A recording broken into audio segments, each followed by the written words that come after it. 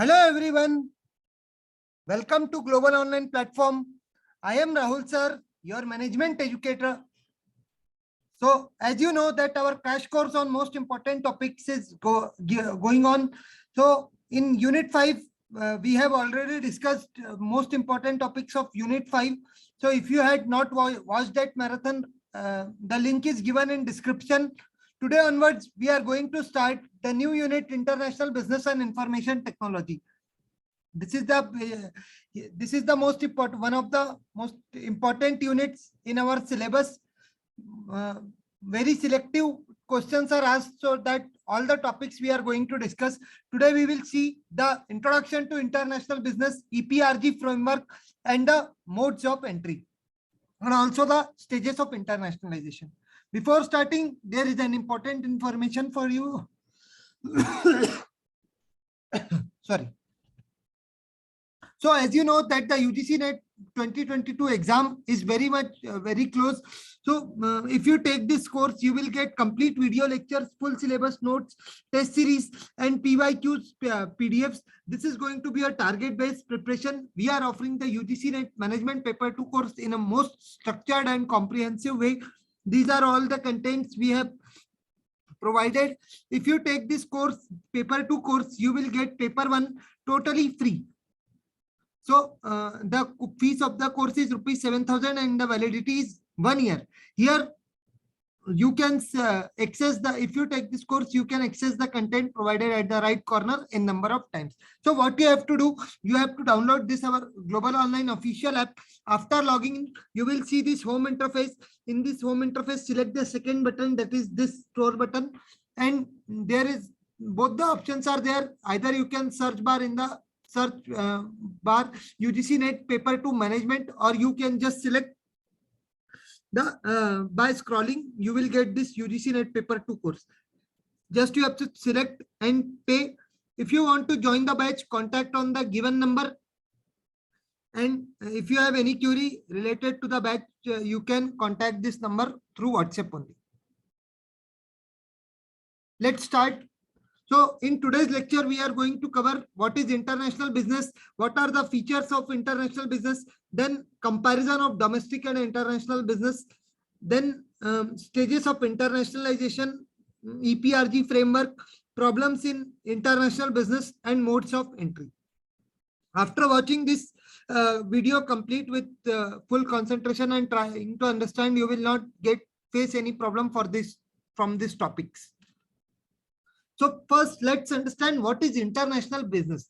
As you know, business is a very good activity. Today, many people do business. So domestic, if you talk about domestic, it is limited to the local national borders only. But when you expand this domestic operations to the international level, the business is done. It is known as international business.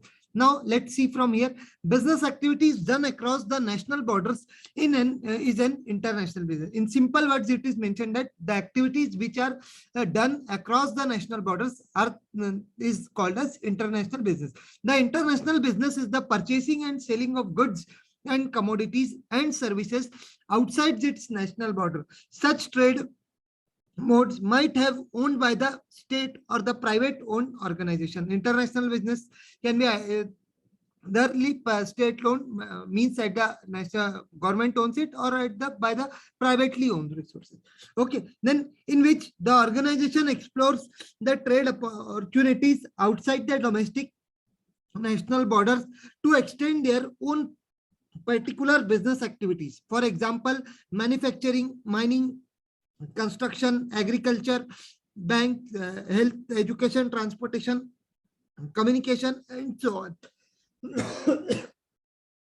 Many things you see that different manufacturing firms with which India is trading. Then we have like Dubai is the UAE is there, from where we get the petroleum and crude oils.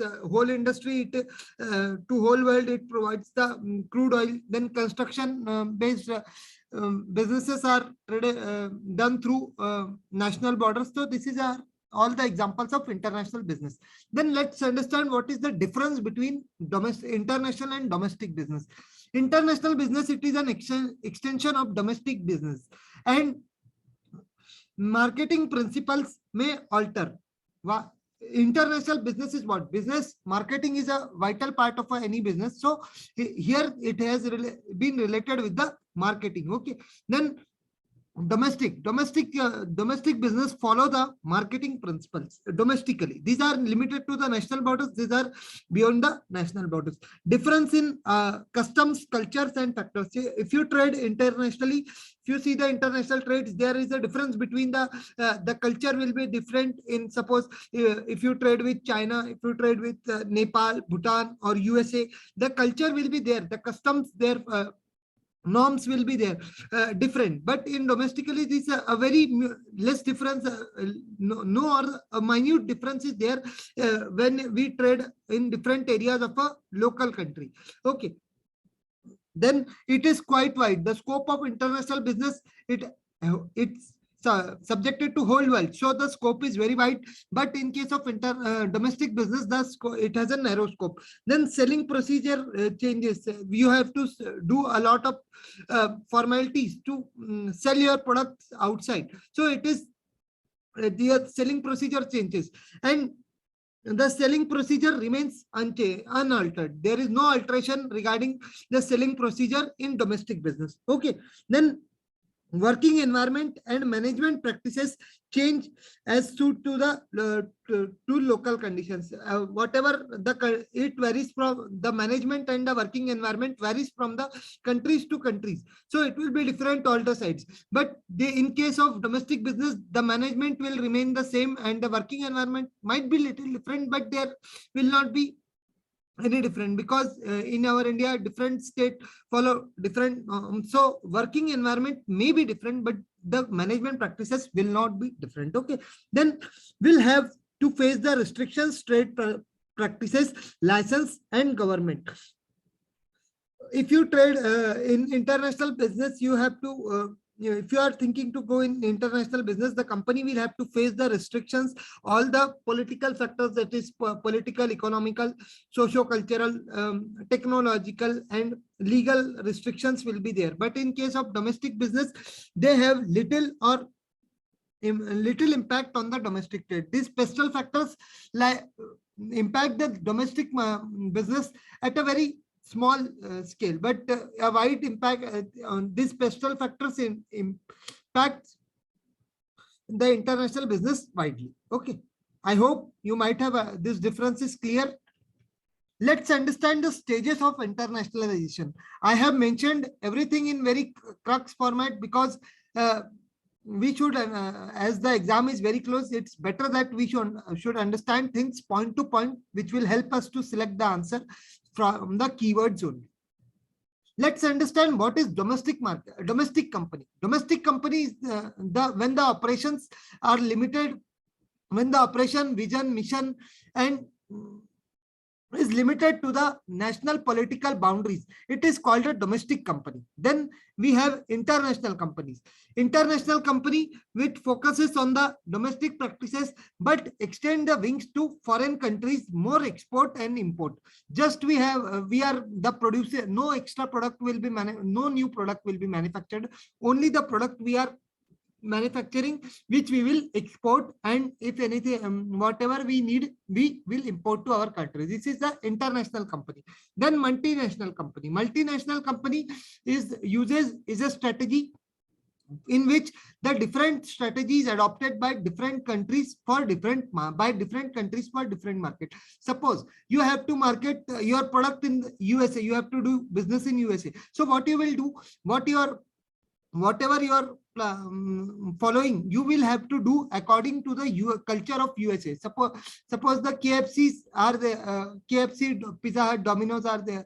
The KFC different, or McD. Most of you have visited these places, but in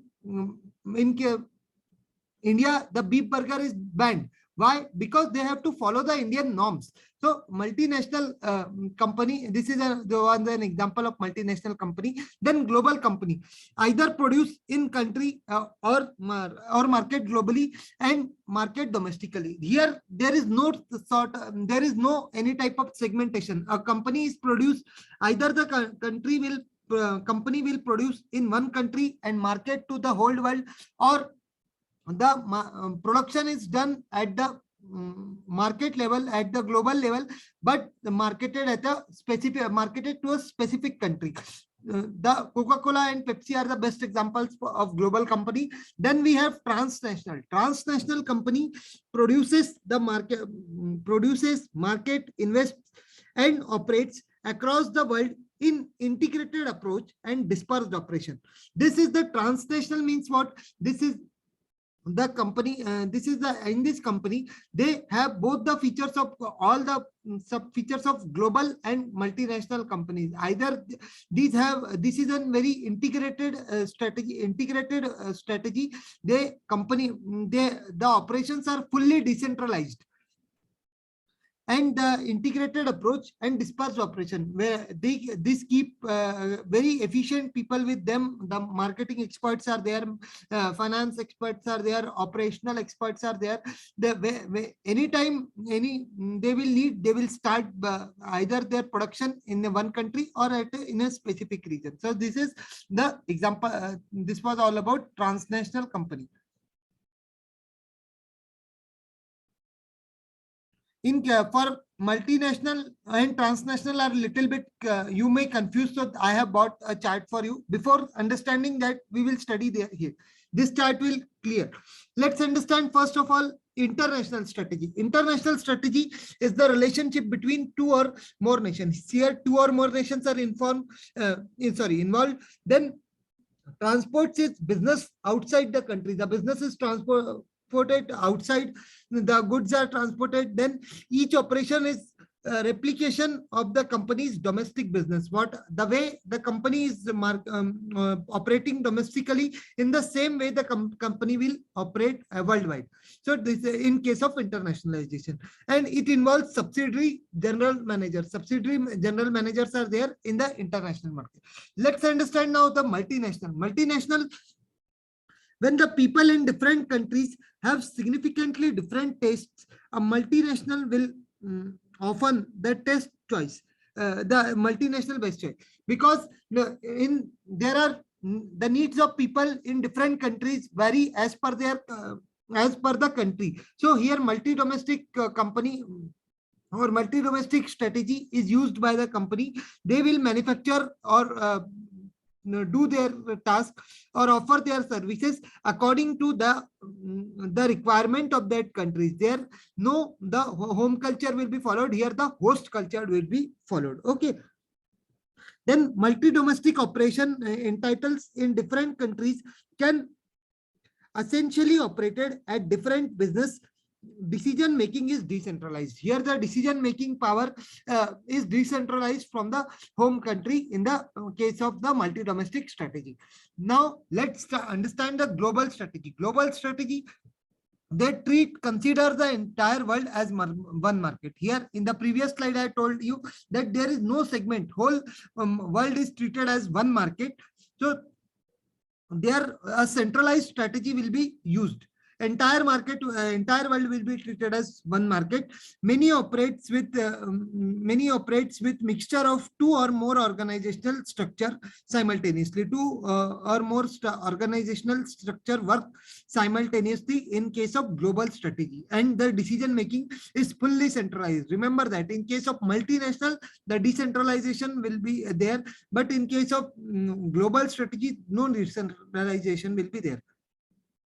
Then last comes the transnational strategy. In case of transnational strategy, use specialized facilities to permit the local responsiveness. We use the specialized facilities to permit the local responsiveness. Then large scale decentralization of decision making. The decision making power is decentralized to large extent. Okay. Then each business unit across the globe has the freedom to take the to take and implement its own HRM policies and practices. Every time different businesses are involved in the transnational strategy. So here the all over the globe, the business is spread, the working is spread business, and so according to their requirement they can formulate and implement their strategy as and with respect to the HRM practices. Okay, I hope this is clear. Now let's see the difference between multinational corporations and transnational corporation. As the multinational has a national identity. In case of multinational corporations, there is a national identity of that home country. But in case of transnational, no principal is domicile, no principal domicile is there.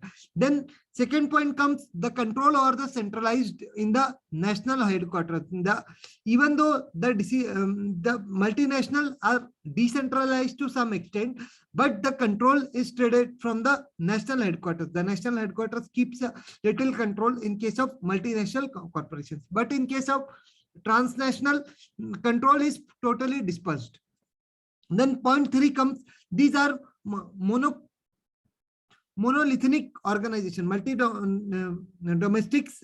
These are also called as multi-domestic. Multinational companies have different names. These are also called as polycentric, multi-domestic, and monolithic organization. Then here it is confederation. Okay. Then fourth point comes, head of the foreign subsidy reports to the head of the international division. Here divisions are there, so head of the foreign subsidy refers to the head of the international division. This is reporting is done in case of multinational corporation, and global operating units report directly to the chief executive or the executive committee. Here, as the operations is going on worldwide, so here the units, the global units which are operating, they will report to a chief executive or a executive who has dispersed all this business to all over the world.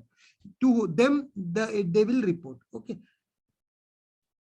Then point 5, limited integration between the foreign subsidiaries. There is an integration exists, but to a limited extent. But in case of transnational, it is fully integrated, more integration between the global operating units. Then point 6, the ownership is centralized in home country. The ownership in the case of home country will be centralized, but decentralized in the home country, decentralized to some extent in the host countries. Okay, because you have to work like the act like the country where you are doing the trading.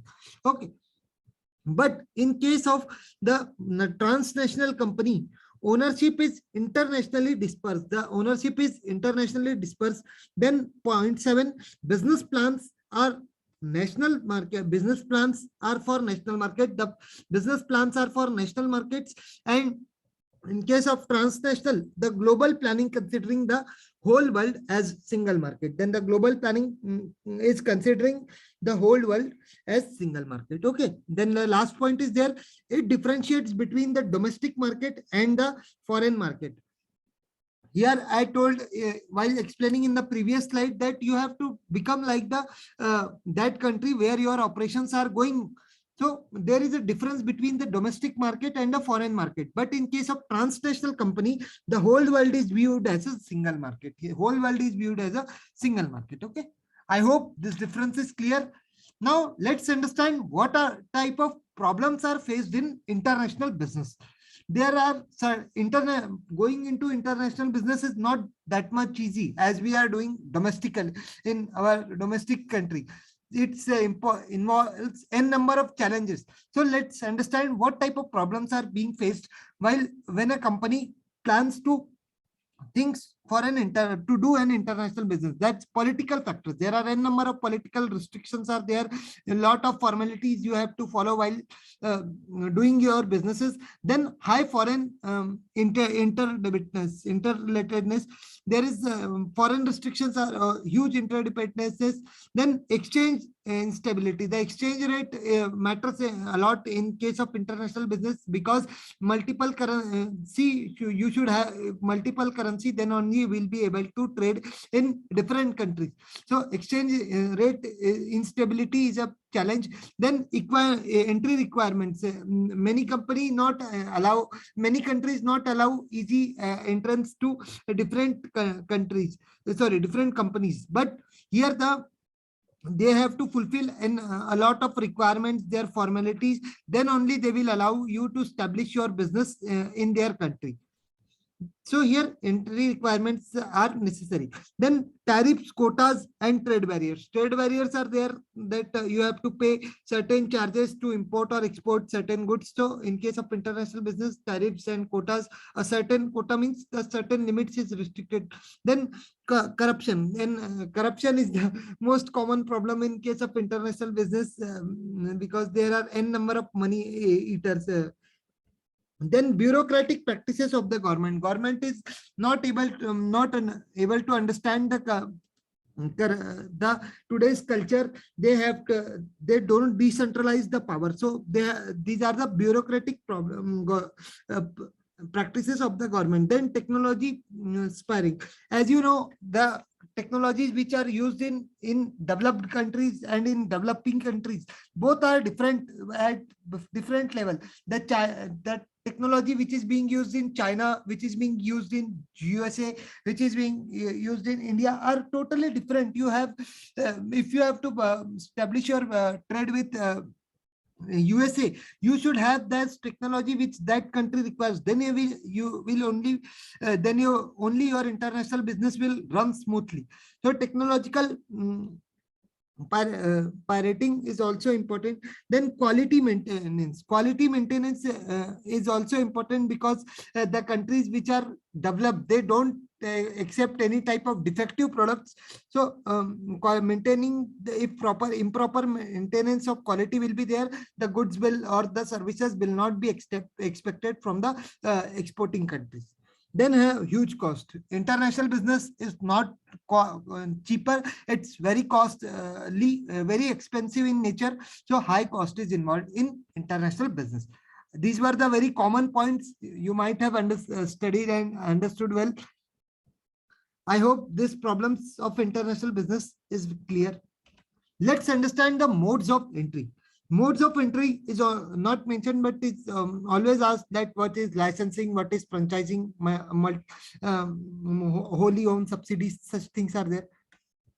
Now let's see entry modes of international expansion. If whenever a company thinks to expand its business, it has to use these modes. So this should be these questions can be asked in a sequence form that from the if you see in the horizontal axis that the degree of ownership, the way you go in this side, the ownership and control will rise. And if you say if you go move vertically, the investment risk and cost will starts increasing. So exporting is the cheapest and less risky, and the ownership and control is very low in case of exporting. But in case of the wholly owned subsidy, the control is it has the maximum control, maximum ownership, and huge risk is involved in case of wholly owned subsidies. So I will tell you how to remember, because this type of question can be asked. Arrange the following as per the in increasing order as per the risk or as per the control. Okay, so first we have the exporting, then we have licensing, then we have franchising, then strategic alliance, then joint venture, and then wholly owned subsidy.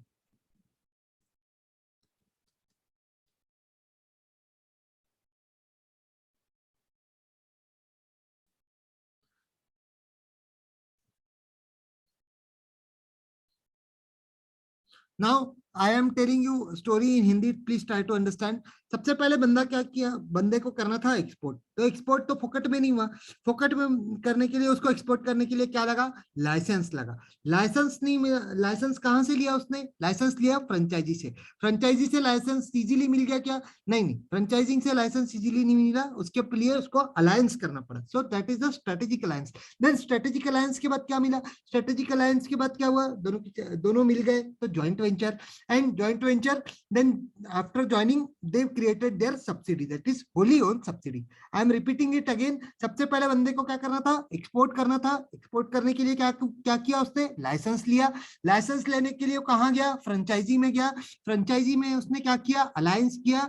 Alliance करने के बाद दोनों क्या हो गए, join हो गए, joint venture join हो गए। और जॉइंट वेंचर ज्वाइन होने के बाद क्या किया उन्होंने, अपनी सब्सिडी बना ली, तो wholly on subsidy. That is the whole story behind which will help you to remember this sequence. Now let's understand one by one what are these modes of entry. Suppose exporting, this is the most easiest one. Selling homemade goods in foreign countries, this is the is known as just you just sell whatever product you manufacture, you will sell in the foreign country. For example, Lijjat Paper being manufactured, Lijjat manufactures paper, they will export into another country. So this is just exporting. Then licensing, one company gives another company a permission to manufacture its products for specific payment. A fee will be charged, a royalty will be charged, and the company gives permission to manufacture its products in his country. There are few faster or more profitable ways to view or to grow. These are there are few faster or more profitable way to grow your business than by licensing patents, trademarks, copyrights, designs, and other intellectual property to there. Here, these things are used while taking in the form for which the licenses are given. Okay. Then franchising. Franchising is what? A franchisee is a type of license that a party, the franchisee, acquires to allow them to have access to their business, franchisors, proprietary knowledge, process, and trademarks in order to allow the party to sell the products in sell a product, provides or services under a business name. For example, the best example is the Domino's, KFC, Pizza Huts are the best example of franchising. What they are doing, they have taken the business processes, they have taken the idea, taken knowledge, processes, and trademarks, and they are doing business in our India, in the host country. But here the control lies in the hands of franchisor. If they have to maintain the standards which are there formed by the company should be maintained uniformly in the whole world, then only the franchising will be allowed. Okay. Then these are the control is in the hands of the franchisor. Then next comes the joint venture. Joint venture is a commercial enterprise undertaken jointly, two or more parties which otherwise in certain distinct identities. In case of joint venture, two different companies come together with their unique identity. They join together for a specific task and specific project. When the project completes, this joint venture exhausts. So this was the joint venture. Then we have strategic alliance. A strategic alliance is an arrangement between two companies to undertake the mutual beneficiary projects while retain in the independence. Here both companies are existing independently. They are doing their work, they are doing their own work, whatever they have in which they are excel. But here what is happening, they are making an alliance, an agreement between the companies are making an agreement between themselves to undertake a to complete a mutually beneficial project which will give benefit to both. But here they don't lose their identity. Then next comes the turnkey project. Turnkey projects, here what is done, a ready-made project is made by a country and offered to the country who is asking for this project. Suppose metros are there. These are what? These are turnkey projects. China has offered, Japan has contributed. These are what? The turnkey projects. A firm agrees fully design, construct, and equip a manufacturing business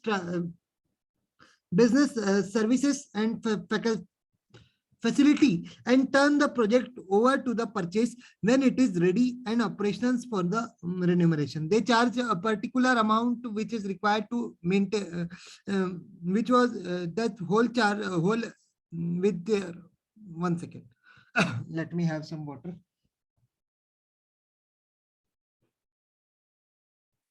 Yeah, we were discussing the turnkey project. project.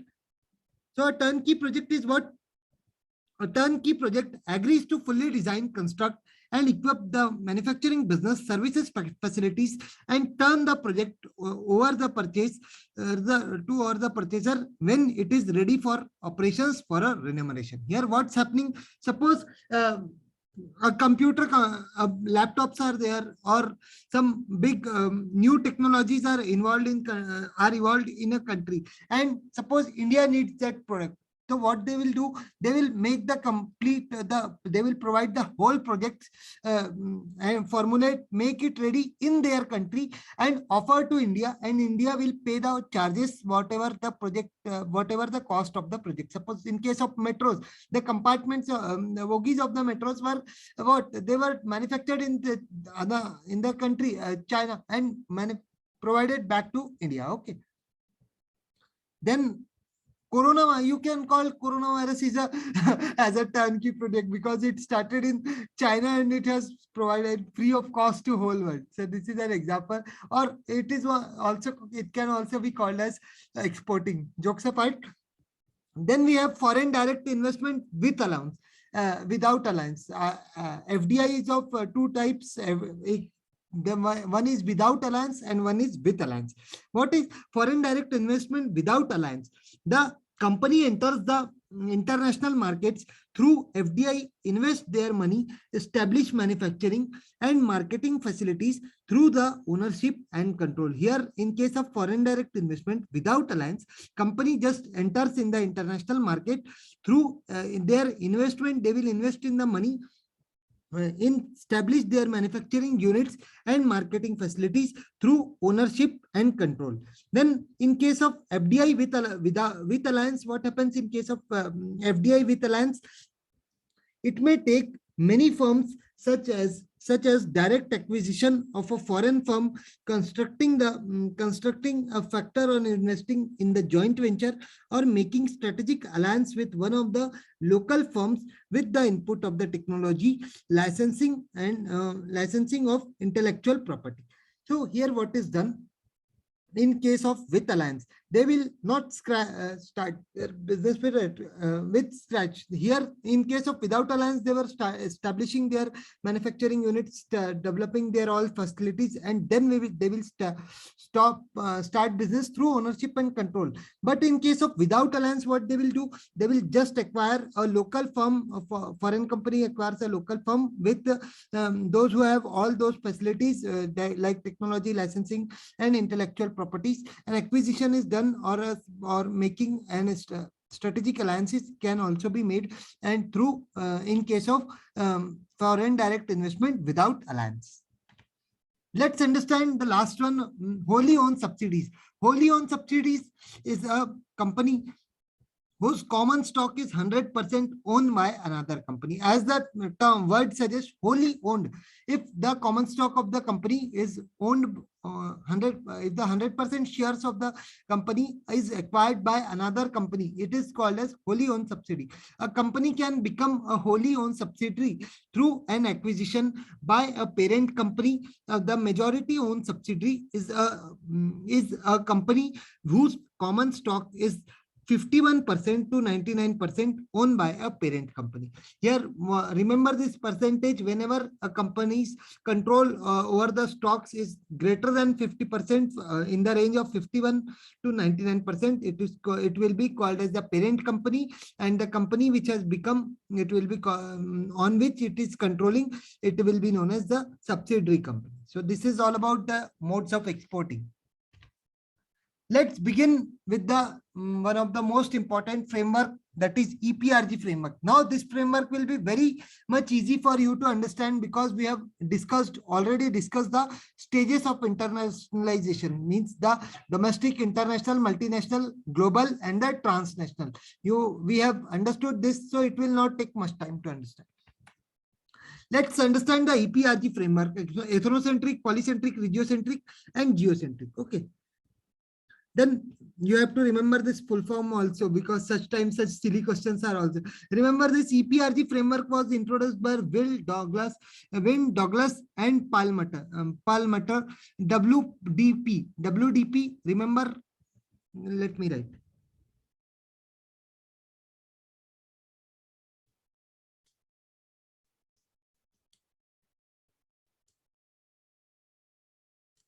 This is the mnemonic to remember the who has given the EPRG framework.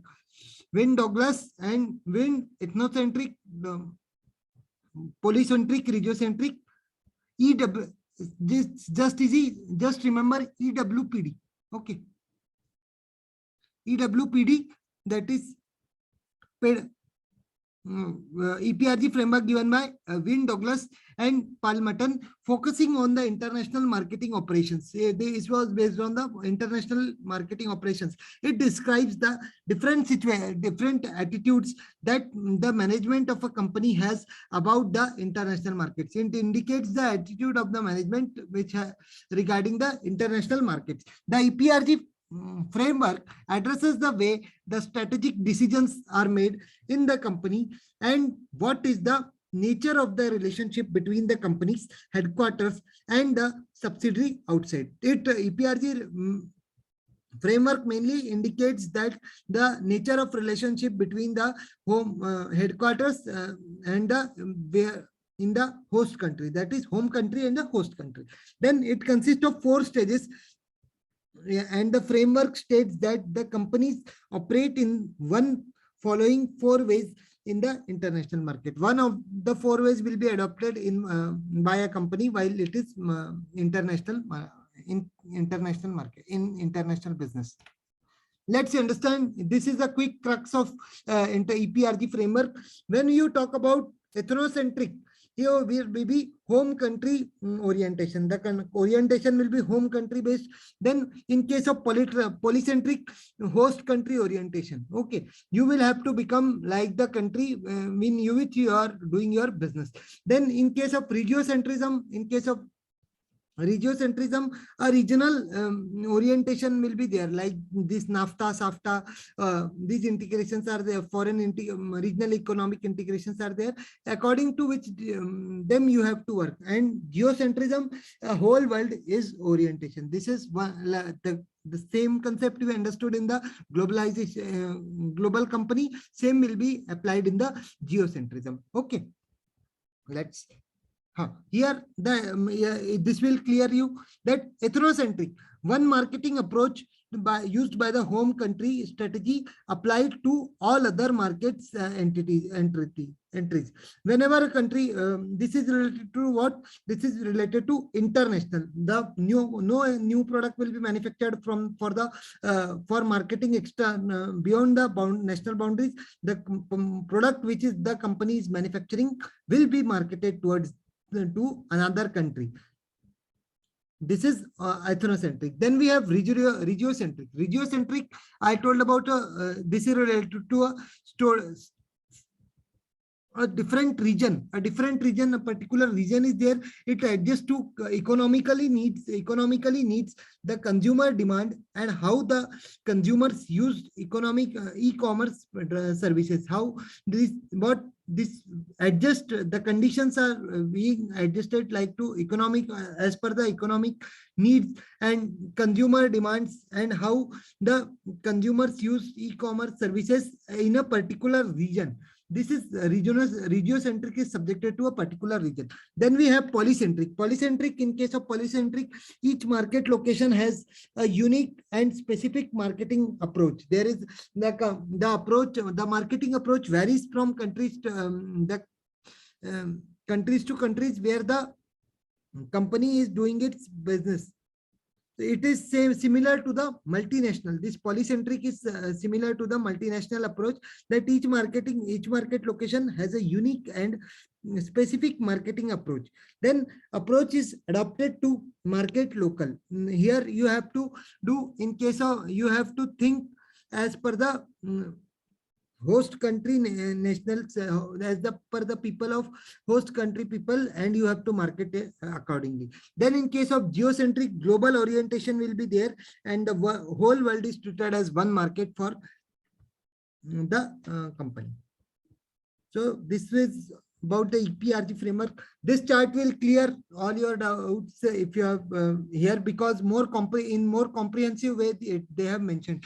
Then in case of ethnocentrism, in a main decision made, the main decision made is the main headquarter. In ethnocentrism, because it is international, so the main decision is made in the headquarters. Then in case of polycentrism, lower role of the main headquarters. The headquarter will have not that much role. Then in case of regiocentrism, main decisions made in the regional headquarters. There will be regional headquarters which are established. Like suppose the SARC has the headquarter in Kathmandu. I am not able to get it now, but it is, maybe it's in Kathmandu. So here the specific regional headquarters are established and the decision making is made accordingly. And in case of geocentrism, geocentrism, there is a collaboration with the local headquarters. A local headquarters is established, and all the market activities are collaborated with that. Then we have, in second points come, home standards are applied on all markets. All the at international level, the home standards will be applied. Then in case of polycentrism, local standards are applied to on the local markets. Then in case of regiocentrism, regional standards will be applied in the regions. And in case of the geocentrism, universal standards, the standards which will be universally applicable. Okay, then next, see the third point, the focus on the domestic objectives. The company wants to earn profit in the international market, so just they focus on the domestic objectives. Then here they will focus on the local objectives. Then the focus on the regional objectives.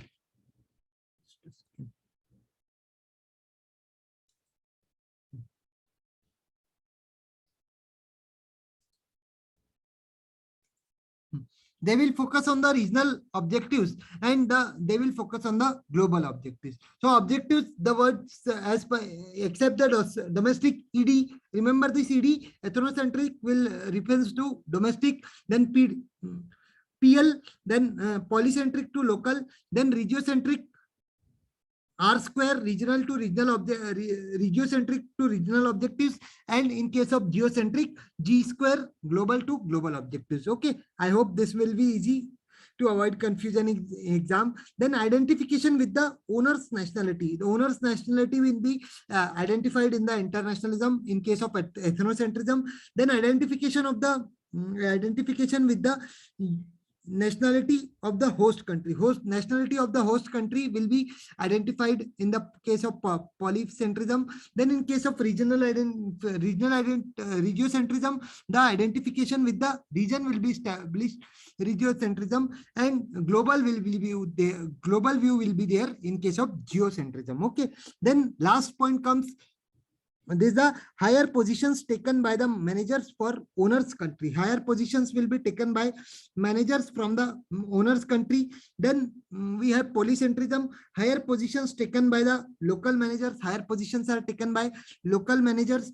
Then in case of regiocentrism, higher positions are taken by regional managers. Regional manager controls the whole operation. And this case of geocentrism, having an experience and in different countries must to take high position.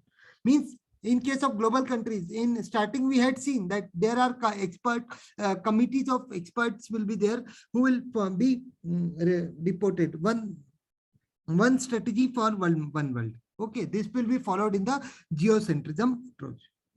Okay, so that's all about today's class. I hope, one slide is remaining, sorry.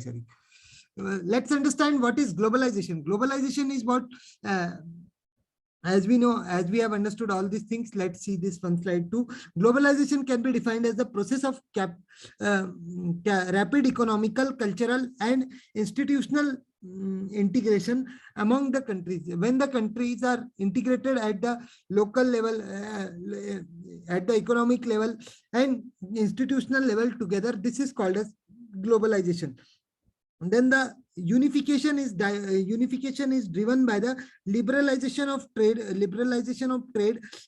investment and capital flow, technological advancement, and the pressures for the business assimilations towards the international standards. Okay, here what's going, the unification is driven. Why globalization is possible? Earlier 1990s, once there was no such policies, but in 1991 the LPG policy, liberalization, privatization, globalization model came, because of which we are able to do this concept, use this globalization. Okay, here what is there is smooth flow of capital, technological transfer of technology is there, and the things like liberalization is there. So these things are there in the globalization, and globalization makes the world more accessible to the everyone. Everyone can access the whole world. This is only possible because of the globalization. I hope this globalization is clear. So that's all in today's class. I hope you have understood the different concepts which we have discussed, like the EPRG framework, modes of entry, stages of internationalization, and basic concepts. If you like this session, hit the like button and just subscribe the channel. Thank you. Bye.